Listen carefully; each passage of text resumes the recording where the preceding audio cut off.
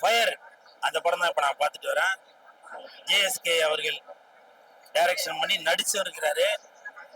Bala, big pass Bala அவர்கள் இந்த படத்துல கதாநாயகனா நடிச்சிருக்காரு. நான் அப்பவே பல தடவை சொல்லியிருந்தேன், பிக் பாஸுக்கு போயிட்டு வரவங்க எல்லார் மனசுலயுமே ஒரு ஒரு நயவஞ்சகம் தான் இருக்கும். ஏன்னா பிக் பாஸுக்கு போனாலே பாருங்க கேரக்டர் தம்பிக்கு எப்படி அமைதின்னு. அதனால பிக் பாஸ் வந்து இன்னைக்கு சமுதாயத்தை ஒரு சீரழிக்கிற ஒரு நிகழ்ச்சி அது, புரியுதுங்களா? அந்த பிக் பாஸ் போயிட்டு வந்த அந்த தம்பி பாலா, நானா இருந்தாலும் தான் சொல்றேன், நான் திருந்திட்டேன். ஆனா இன்னும் நிறைய பேர் திருந்தாம இருக்காங்க. இந்த பையன் பாலா வந்து இந்த படத்துல பல பெண்களை வந்து கற்பழிச்சு சீரழிச்சு யார் அந்த சார் அப்படின்னு சொல்ற அளவுக்கு அந்த தம்பி வந்து இந்த படத்துல வேலை காமிச்சிருக்காரு. அதுவும் இல்லாம காசின்னு ஒரு பேரை வச்சிருக்காங்க. காசி அப்படின்னாலே அது ஒரு புண்ணியத்தலம். அது அந்த புண்ணியத்தலமான அந்த பேரை இந்த தம்பிக்கு பேரு வச்சிருக்காங்க காசின்னு. மனசுக்கு வந்து ரொம்ப கஷ்டம்.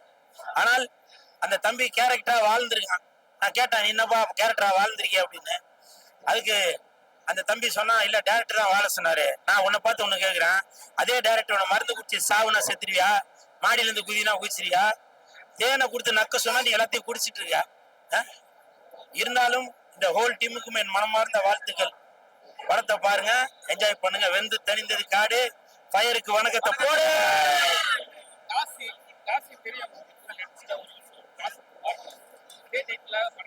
இல்ல அது அந்த அந்த சம்பவம் எனக்கு தெரியல. ஏன்னா அது நடக்கும்போது நான் பக்கத்துல இருந்து விளக்கு பிடிச்சிருந்தானே எனக்கு தெரிஞ்சிருக்கும். So I don't know, I am candle on open the light, that's why I don't know. But இந்த படம் பார்க்கும்போது சில பேர் சொன்னாங்க, என் பக்கத்துல உட்காந்து தம்பிங்கெல்லாம் கூட சொன்னாங்க, இது வந்து உண்மை சம்பவம் அப்படின்னு.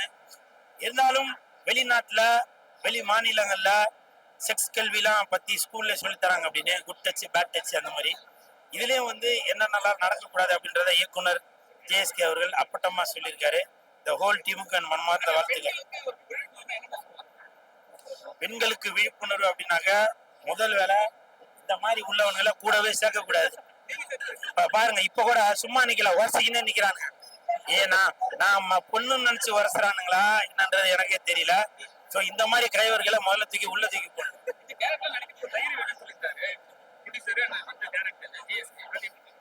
இந்த கேரக்டர் நடிக்கிறது தைரியம்லாம் வேணாங்க. டைரக்டர் சொல்றத நடிச்சா போதும். நான் வேற ஏதாவது சொல்ல போறேன்னு கேமராமேன் சிரிக்கிறாரு. எது வேணுமோ அது வேணும், அது இருந்தாக்க இந்த கேரக்டர் நடிக்கலாம். சரிங்களா? என்னை விட்டாக்க நான் இந்த மாதிரிலாம் பண்ணணும்னா என்னன்னு எனக்கு தெரியாது. ஏன்னா சொக்காலாம் கழட்டிட்டு அப்படிதான் நடிக்க வேண்டியிருக்கான். நான் அந்த மாதிரிலாம் பண்ண மாட்டேன். ஏன்னா India is my country, all brothers and sisters அப்படின்னு வாழ்றேன் நான். இந்த படம் வந்து எடுக்க ஒரு தைரியம் வேணும்னாங்க. ஆனா இதே மாதிரி ஒரு படம் பேட் கேர்ள் அதை வந்து பெரிய கட்சிகள் சேர்ந்து நிப்பாட்டாங்க. ஆனா வந்து இது மாதிரி ஒரு படத்தை வந்து ஒண்ணும் இல்லைங்க. இப்ப இதே தியேட்டர் வெளியில ஒரு பேனர் ஒண்ணு இருக்கு பாருங்க. படத்தோட பேரு ரெட் ஃபிளவர் அப்படின்னு போட்டிருக்கு. அந்த ரெட் ஃபிளவர் படத்தோட அந்த ஸ்டில் பாத்தீங்கன்னா முத்தம் கொடுக்குற மாதிரி இருக்கு. இப்போ இந்த தியேட்டருக்கு வந்து நிறைய ஃபேமிலிஸ் வராங்க, குழந்தைகள்லாம் வராங்க. அவங்களாம் அதை பார்த்துட்டு என்ன நினைப்பாங்க, அந்த ரெட் ஃபிளவர் அப்படின்ற பேனரை முதல்ல எடுக்கலாம். அந்த படத்தோட ஹீரோ விக்னேஷ் நினைக்கிறேன். சோ அந்த மாதிரி சமூகத்துக்கு சீர்கேடான உள்ள அந்த மாதிரி பேனர்லாம் வைக்கும்போது மக்கள் வந்து என்ன நினைப்பாங்க, முதல்ல அந்த மாதிரி பேனர்லாம் எடுக்க சொல்லுங்க. இந்த மாதிரி இப்ப சமூகத்துக்கு நல்ல கருத்துள்ள படங்கள் தான் வரணுமே தவிர, இந்த மாதிரி ரெட் ஃபிளவர்னு வச்சிருக்காங்க. அது ரெட் ஃபிளவர்னு வைக்கிறதுக்கு பதிலா ரெட் லைட்னு வைக்கலாம். ரெட் லைட்னு வைக்கலாம். அந்த மாதிரி வச்சிருக்காங்க. நான் வன்மையாக கண்டிக்கிறேன். அந்த ரெட் லைட் படத்தோட பேனரை அந்த கதாநாயகன் நடிச்சுக்கிற விக்னேஷ வன்மையா கண்டிக்கிறேன். அந்த ரெட் ஃபிளவர் படம் ரிலீஸ் ஆகிற அன்னைக்கு கண்டிப்பாக நான் தியேட்டர்ல ரிலீஸ் பண்ண விட மாட்டேன். இது என்னுடைய கருத்து.